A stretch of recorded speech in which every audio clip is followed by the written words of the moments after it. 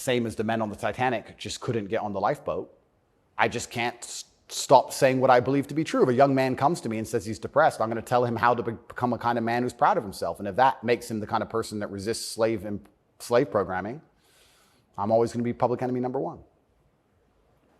You've said depression isn't real, or it's not, as the way we describe depression isn't accurate. What do you think of depression? When I say depression isn't real, that really upset the world, especially the liberals, because they all live on medication, right?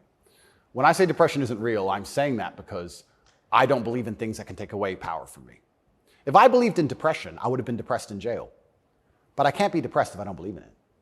If you don't believe in ghosts, how can you be haunted? You have two people in a haunted house. One believes in ghosts, one doesn't. There's a knock in the night.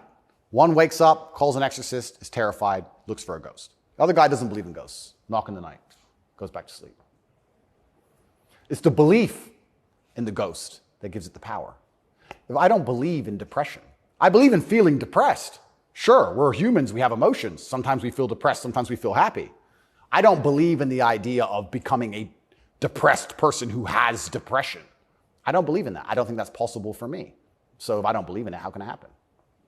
I don't believe in depression. So why would I not adopt the mindset that makes me the most capable predator I can possibly be? Why not adopt the mindset that makes me as competent and as fearsome as possible? If you have to install software in your own mind, why would I not install software that makes me capable of not only driving a Bugatti and flying on private jets, but sitting in a Romanian dungeon covered in cockroaches? I need to be able to do all of it.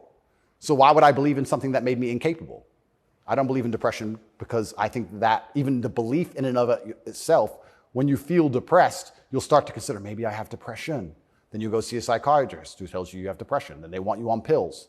It's the belief that goes down the spiral. If I feel sad, I go, I'm depressed today. I'll be fine tomorrow.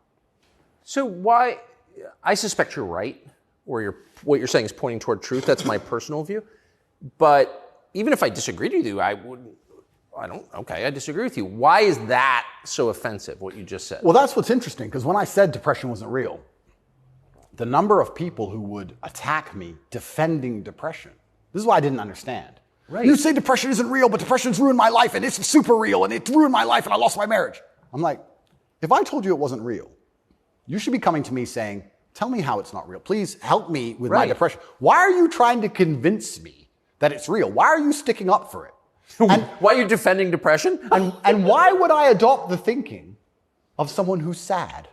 You're going to convince me to take your worldview. You just told me your wife left you, you're fat, and you want to kill yourself. And you want me to sit here and go, with my perfect life, and go, you know what? I want to think like this guy. You're out your mind. I don't believe in it. And because I don't believe in it, it's made me the kind of person who can't become depressed. And the reason they don't like me attacking that is because depression is a fantastic way to subdue a population, right? If everybody's depressed, it's hard to have a revolution. You're depressed. Oh, they've locked us all in our houses. I don't want to go outside anyway. I'm sad, right? So depression's a fantastic tool of population control. They have no problem with you being depressed. They have a problem with you being the opposite, principled and energetic. No, you don't want principled, energetic people. That's a problem. A bunch of depressed people, easy. If you had to invade a country, would you rather the opposing army be principled and energetic or depressed? I'll tell you, I would not want to be invaded by a cheerful army. Absolutely. That's scary. They're having too much fun, right? You want them all to be depressed. So a morose army is easier to defeat. I agree. Absolutely. So depression is a defended idea. You're not allowed to even talk about it. You're not allowed to help people get out of it, right? They like the idea of a depressed population. And this is what I say to people. Now, I'm not stupid. I understand like PTSD is real. I understand mental health is real. I'm not saying that, but I say if you're an 18-year-old boy or 18-year-old man and your life is pretty much okay, bacteria didn't steal your eyesight, which could have happened. You never had a car crash and lost both of your legs, which could have happened. You're actually very fortunate. And you wake up and you say, I'm depressed. I think you're an idiot. I don't think you're depressed. I think you've been psyoped. I think you feel a little bit of depression, and you can fix that by changing your life. I think if you became rich and strong and smart and successful, and you worked hard, and you dedicated yourself, and you were motivated, and you tried your very, very best to become excellent, you probably wouldn't feel depressed anymore, which means it's not a disease, is it? So why would you, the only reason you're even saying you have depression is because you believe in it. So you're arguing for cause and effect. You're saying if you live a certain way, you're going to feel a certain way. Absolutely. And I also would argue that I think we've evolutionarily even though I do believe in God, I think that we've designed ourselves and the human has grown into a way where if you feel depressed or sad, I think that's a fantastic trigger or a warning signal to do something. If you were to say to me, Andrew, you have to complete this monumental task. You have to conquer the world. I would say, okay, but I need a emotional motivation to do that. I need to be unhappy having not completed the task. I need to be uncomfortable, right? If you're uncomfortable being out of shape, you'll get in shape. If you're happy being out of shape, then you're just going to stay out of shape, right? So if you feel a degree of uncomfortableness inside of your mind, I think it's just your mind telling you that something about your life needs to change. Yes. You need to get up and change something. Guys would say to me, I'm depressed because I'm fat and I have no girlfriend. And I'd say, no, you have no girlfriend and you're fat and that's why you're depressed. If you go change those two things, you'd probably be surprised that your disease goes away. I had another guy say he was going to kill himself. I said, listen, it's back when I used to reply to my emails when I was smaller. I said, make me a promise, get a six-pack first. Of beer? I said, get a six-pack first, get in fantastic shape, and then do whatever you want. Didn't want to kill himself once he was in fantastic shape. So he did it? Yeah. I have the before and after. I put him on Twitter. Kind of interesting that, isn't it? So how are we going to say we have this disease, which is cause and effect? How are we going to say we have this disease where there's something wrong with you as a man, you have a disease because your life sucks? I don't think that's true. I think that your life just sucks and you should change it. And another thing I also preach, and this is another thing that's very important, I also think as a man, because life as a man is pain and suffering, and when I say that, because you're never going to be a good man or good at being a man without pain and suffering. You're going to have to go through a bunch of shit and have a terrible life to become a good man.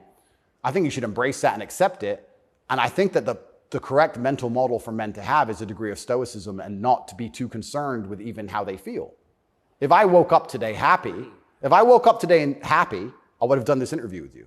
If I woke up today sad, I would have done this interview with you. What's the difference? Why put so much importance on my emotion if certain things must be done? I must work, I must train, I must see Tucker Carlson, I must resist the Matrix. You've got duties. I've got things to do. So why are we going to sit around and talk about how I feel if it doesn't even affect how I act? And as a man, it shouldn't, because there's too much to do. And the masculine world is hyper-competitive. This is another thing most people don't understand. Totally agree. It's hyper-competitive out here. All the women want a few men at the top. The Ferrari, you don't want a Ferrari to drive fast. You want a Ferrari because other men want a Ferrari and can't have one. It's hyper-competitive. So if you're competing against every other man for every dollar you make, every girl you see, the house you live in, the car you drive, the life you live, you're not going to be able to compete with the person who performs regardless of how they feel if you only compete when you feel like competing. Right? Because there's men like me out there who will be sad every day and outcompete you regardless. I don't care how I feel. I will still win. And that's the kind of mindset you need to adopt.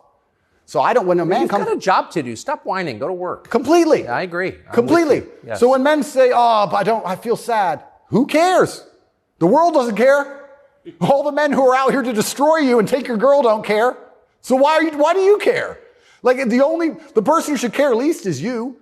You're the only person who wakes up every day who should have a genuine vested interest in improving your life. Nobody else wakes up and wants to improve your life, only you. So if nobody else cares about how you feel, why do you care? So my argument also for depression is, you're depressed, fine. Have you trained today? Well, that doesn't change what you should do with your life, depressed or not. And I don't say this because I'm an eternally happy person. I say this because I've experienced all ranges of human emotion. I was in a Romanian jail cell with cockroaches crawling all over me as I slept. I never missed a day of training. I wouldn't say I was particularly happy, but push-ups must be done. So they got done. You're very close to your brother. Correct. And you were locked away for part of that with him. And did you have fun at all with him? Yes. I do think there's something inside of men, whereas if you're with your boys or you're with your group of men, there's something inside of us. Totally. And it allows you to make the absolute best of the worst situations. Maybe that's an evolution from war. All the men went to war and you saw all this pain and suffering and you saw heads, people decapitated and you're injured, but then you sit around the campfire and you're laughing. You're laughing. That's right. It's something inside of us. It's like a coping mechanism when you're around men. So when me and him were together, no matter how bad the scenario or no matter what they tried to do to us, part of us would just look at each other like, cigarette? And you find joy in that. And there's definitely, and that's another thing I think a lot of men are lacking. A lot of men are missing is a masculine support network. I think buddies. Yeah. You talk to a guy and say, what was the highlight of your life? What was the best time of your life? And they'll say, college football. It's not about the football. It's about the team. you know? And I think a lot of that's destroyed as well. Because also it's interesting how everything interconnects. When you destroy honor and principle and the masculine essence inside of men, well, now as a man, it's very hard to have friends. I wouldn't want to have a male friend who had no principles, no honors, and didn't work hard and was always crying about being sad. What do I want to hang around with him for? He's a loser, right? So then your support network's destroyed.